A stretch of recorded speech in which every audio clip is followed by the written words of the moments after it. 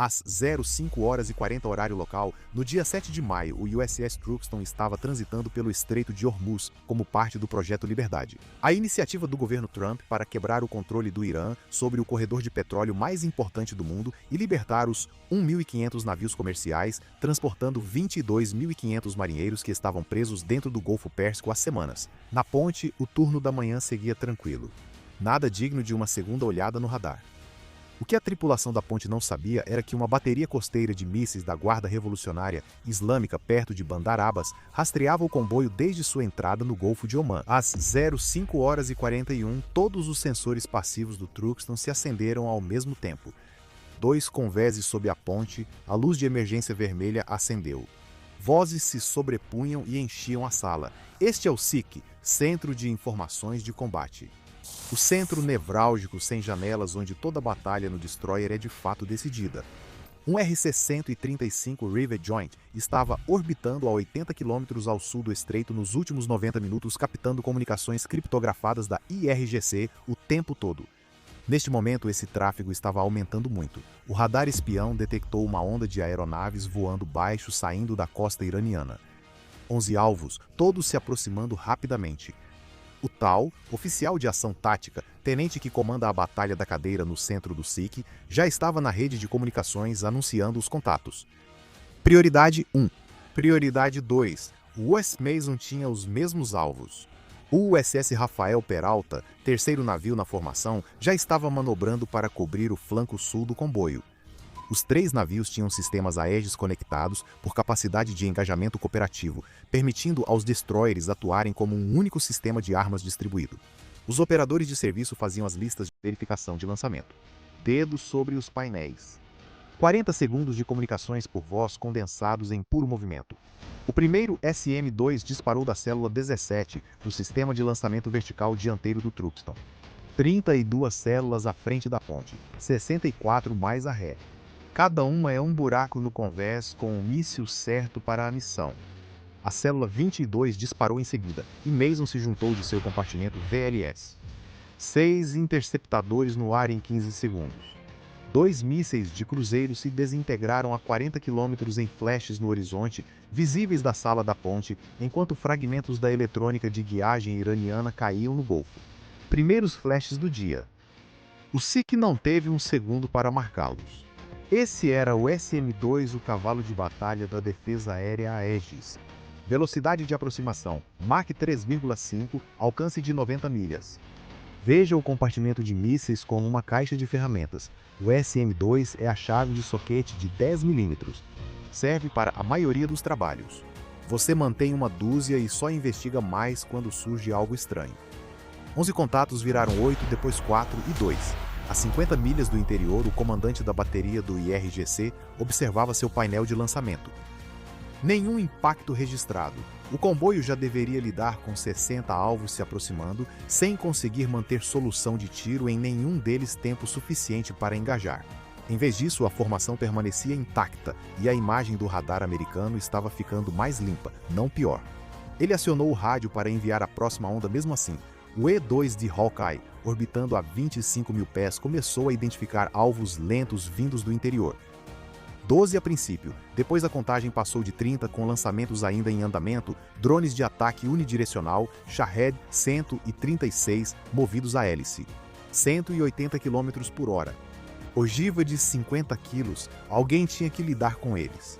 O Shahed 136 é o que você obtém quando alguém prende um motor de cortador de grama a uma asa delta feita de material composto barato, coloca uma ogiva no nariz e programa com coordenadas de GPS e uma passagem só de ida. $25 mil, $25 mil por unidade, sem cabeça de busca, sem sensor, sem piloto. Apenas uma direção e um alvo. O objetivo não é que um único Shahed afunde um destroyer. O ponto é que o Irã consegue fabricá-los mais rápido do que a Raytheon consegue produzir interceptores para derrubá-los. Essa é a conta na qual o comandante do IRGC estava apostando. 2 FA-18, Super Hornet do Esquadrão Aéreo do Lincoln, com o indicativo Gunslinger, já estavam em patrulha aérea de combate a 22 mil pés avançando para o sul para engajar. Cada drone abatido por um caça salva um navio e um interceptador.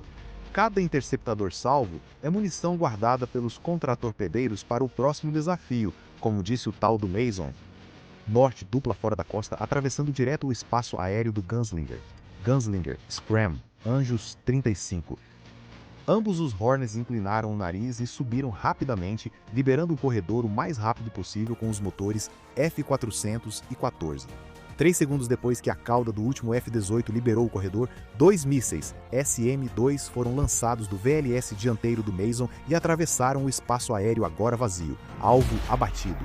O que aconteceu na chamada de rádio é o custo de operar o Aegis com aeronaves aliadas sobrevoando. Pense no espaço aéreo acima do navio como uma rodovia exclusiva. Os mísseis dos destroyers correm na faixa rápida a Mach 3,5. Os caças seguem pela faixa lenta abaixo. Mesma altitude, mesma janela. Isso não funciona. Os caças saem da rota antes que o míssil chegue lá. A ordem de evasão é rápida, o espaço que fica é real. A 50 km para o interior, a equipe Shahed montava seu 43º o drone da manhã. Cada tubo recarrega em 90 segundos. Eles haviam recebido ordens para continuar lançando até que a barreira dos contratorpedeiros fosse rompida. A barreira não havia sido rompida. Eles continuaram lançando. Enquanto Gunslinger limpava o corredor dos mísseis, 4 Shaheds passaram pela barreira dos caças e se aproximaram a menos de 30 milhas do comboio. O lançador vertical de mísseis dianteiro do Mason disparava célula a célula. 3 drones foram destruídos em sequência a 20 milhas. Um continuou vindo. 3 ISSMs restantes no lançador. Evolved Sea Sparrow, interceptador de médio alcance que agrupa 4 mísseis por célula, permitindo ao destroyer carregar 4 vezes mais munição diante de ameaças próximas e numerosas. O SM-2 alcança Atlanta a partir de Nova York. O ESSM alcança o bairro vizinho. O 4º Shahed percorreu 20 milhas e continuou se aproximando. A cúpula branca no meio do navio ganhou vida, localizou o drone e disparou uma rajada de 1 segundo. O drone se desintegrou a 1.400 jardas de distância, perto o suficiente para que o artilheiro no posto de observação de bombordo visse os fragmentos caírem na água. Essa cúpula branca é o TIE-Link CIWS, um canhão Vulcan de 20 mm instalado dentro de uma carcaça em forma de R2-D2 com seu próprio radar acoplado no topo, disparando 4.500 tiros por minuto. É a última linha de defesa absoluta do destroyer.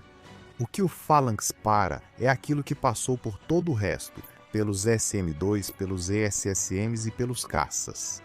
Quando o Phalanx dispara, o confronto já deu errado em várias etapas seguidas. Hoje ele disparou. Hoje ele funcionou. Hoje essa distinção fez diferença. O radar de superfície do Truxton atualizou. 6 embarcações de ataque rápido, 20 mil jardas, se aproximando a 50 nós. A Peralta tinha o mesmo quadro tático a partir de sua posição no flanco sul. O capitão podia virar 30 graus à direita para posicionar melhor o radar em relação aos barcos, ou manter o curso para manter a antena norte voltada aos mísseis de cruzeiro.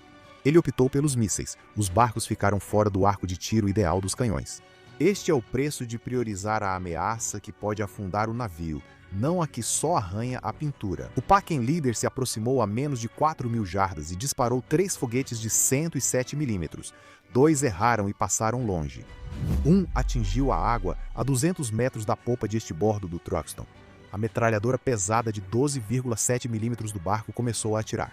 O canhão Mark 38 de 25 mm do Truxton, instalado a estibordo, encontrou o ângulo e respondeu. Disparos cruzando a proa a 175 por minuto, o barco iraniano desviou para o leste. As armas do bombordo do contratorpedeiro seguiam apontadas para a rota dos mísseis de cruzeiro. O Truxton ainda nem tinha percebido o Packen. Ela estava ocupada com o que podia realmente afundá-la. É como jogar pedras em quem luta com um urso. Ele sabe que você está aí. Ele só tem problemas maiores. O Mark 38 é o canivete do destroyer.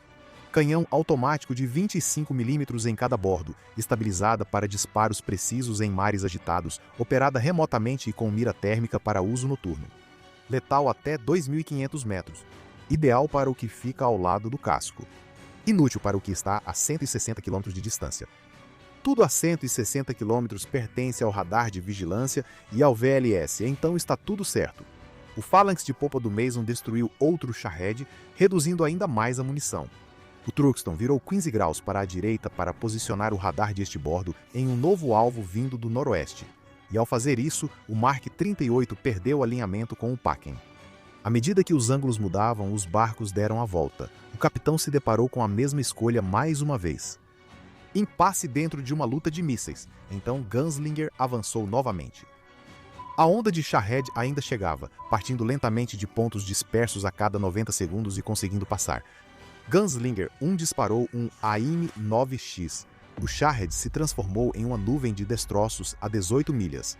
Gunslinger 2 derrubou os dois seguintes com AIM-120 AMRAAMs. Guiados por radar, dispara e esquece, um após o outro sendo destruídos à distância, enquanto os contratorpedeiros mantinham suas reservas de munição.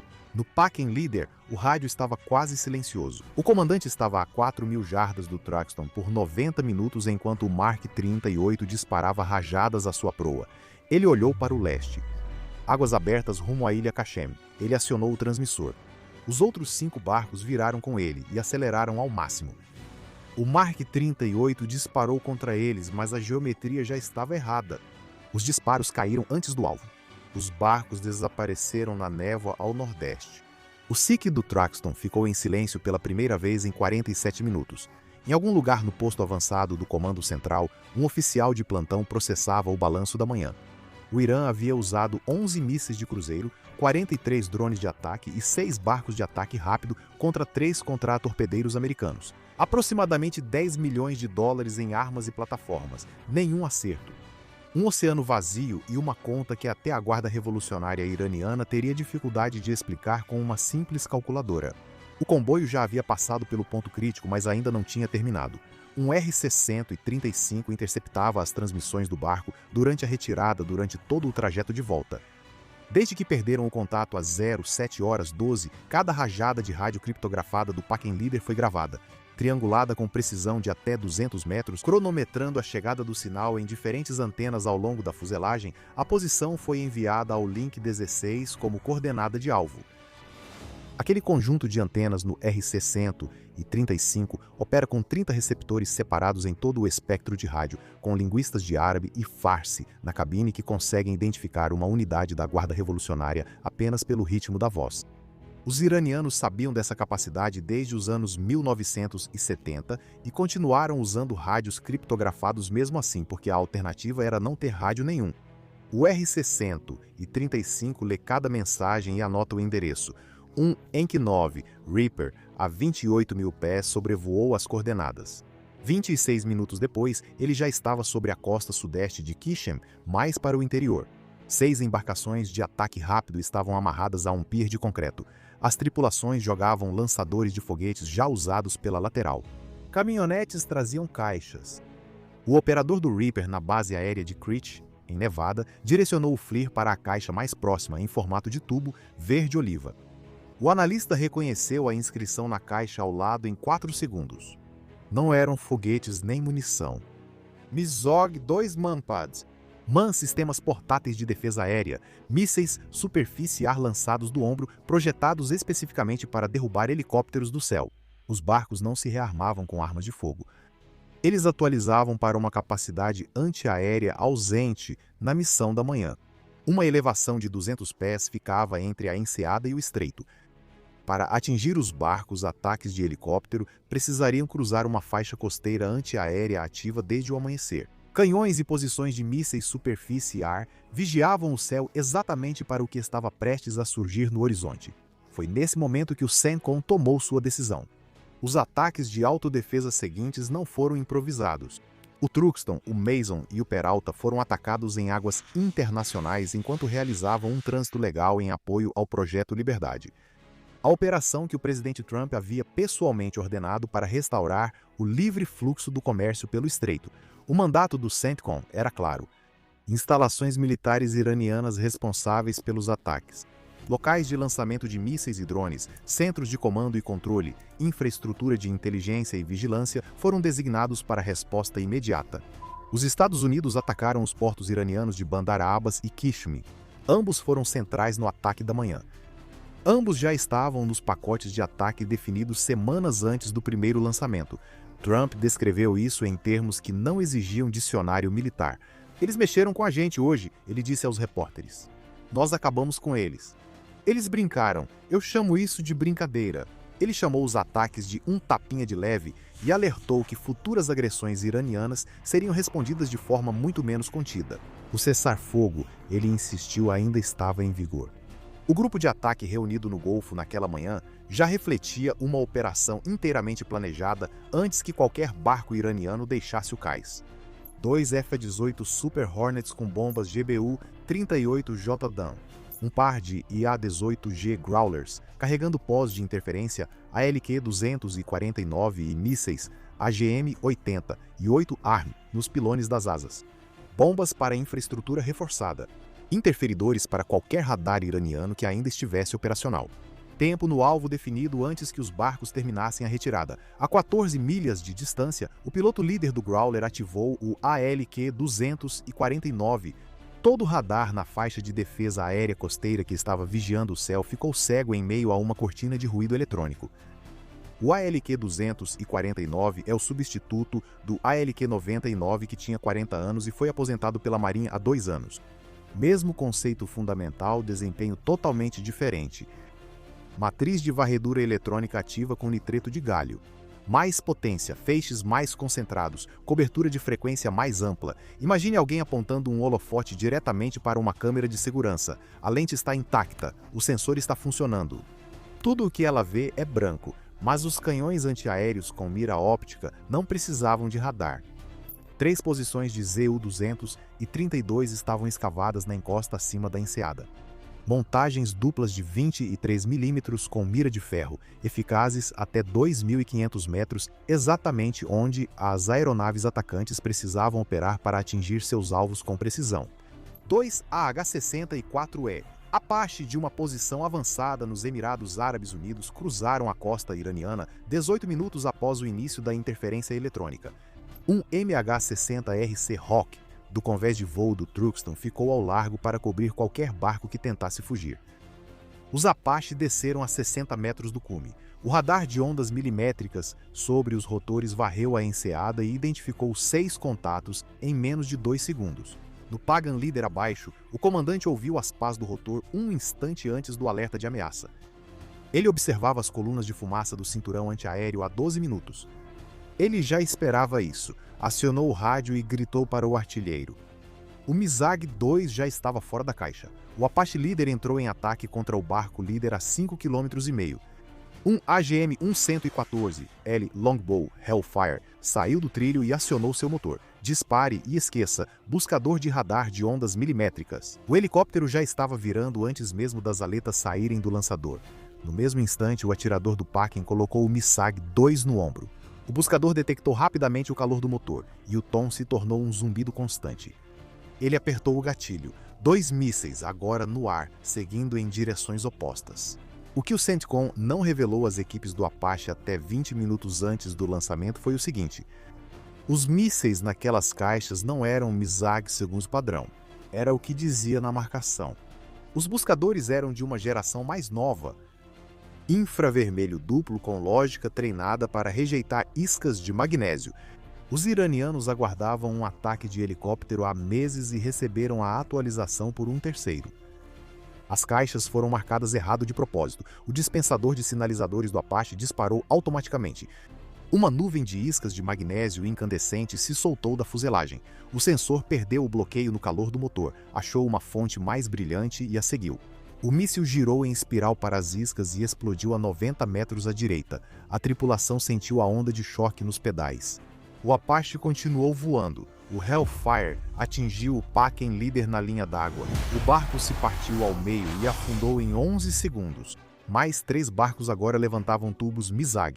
O segundo Apache mirou no Packen mais próximo da costa. Hellfire lançado. Barco destruído. Os 4 restantes se dispersaram. 3 fugindo para o mar em alta velocidade. Um voltando em direção à enseada. Outro míssil lançado do barco rumo ao norte.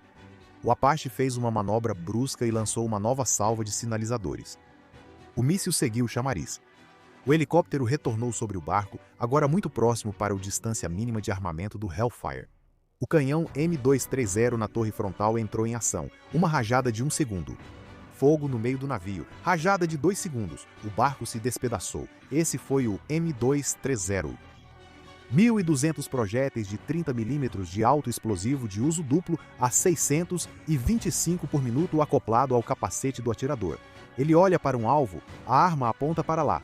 2 segundos de disparo por barco são mais do que suficientes. O Packen, rumo à enseada, tentou encostar no pier para se proteger das posições em chamas acima. Um míssil Hellfire do Apache Leader acertou em cheio o compartimento do motor. O barco se partiu contra o concreto. Restam 2 barcos, ambos fugindo para mar aberto. O Seahawk, que estava aguardando ao largo, veio pelo lado do mar aberto, cercando-os. Apache atrás deles, Seahawk na frente.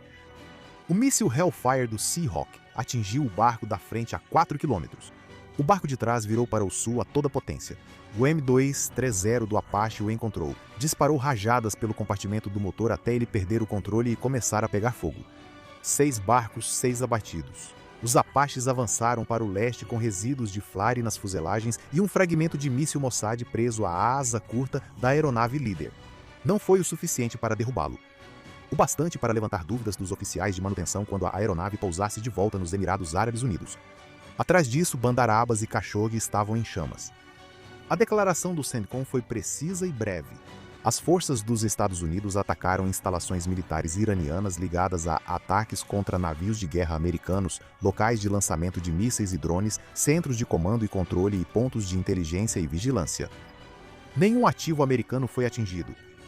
O CENTCOM não buscou escalada, mas permaneceu posicionado e pronto. O Ministério das Relações Exteriores do Irã chamou isso de violação do cessar-fogo. A mídia estatal do Irã chamou a pausa de Donald Trump no projeto Liberdade de Recuo. Teherã atirou em 3 contratorpedeiros dos Estados Unidos em águas internacionais, perdeu 6 embarcações de ataque rápido afundadas e 2 portos atingidos em resposta. Depois anunciou que a América havia recuado. Os 2 navios comerciais americanos que cruzaram o estreito pelo Projeto Liberdade 2 dias antes já estavam em mar aberto. Mais de 1.500 navios com 22.500 marinheiros ainda estavam presos no Golfo Pérsico, esperando para ver o que a pausa na operação significava para eles. A resposta por enquanto era continuar esperando. O aviso de Trump a Teherã antes do final da semana não deixou margem para interpretação. Vamos atingi-los com muito mais força, de forma muito mais violenta no futuro, ele escreveu se eles não assinarem o acordo rapidamente. O estreito ainda estava sendo disputado. O cessar-fogo seguia tecnicamente em vigor, e 2 navios mercantes dos Estados Unidos já se aproximavam do ponto de estrangulamento ao sul, a 12 milhas de Bandarabas, nas mesmas águas onde os caminhões não passaram pela manhã. A passagem estava aberta. Por enquanto, até logo.